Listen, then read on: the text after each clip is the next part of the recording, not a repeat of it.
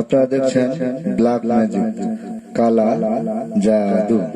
যারা আমাদের এই চ্যানেলে ভিডিও আপলোড সর্বপ্রথম দেখছেন তাদেরকে বলছি, চ্যানেলটি সাবস্ক্রাইব করুন, হাতে ডান বেল বাটনটি ক্লিক করে রাখুন আমাদের কবিরাজি ভিডিও আপলোড সবার আগে দেখবেন।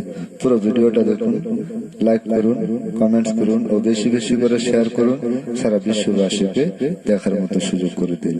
আজকে যে ভিডিওটি আপনাদের সামনে তুলে ধরা হচ্ছে, ব্ল্যাক ম্যাজিক, কালা জাদু দ্বারা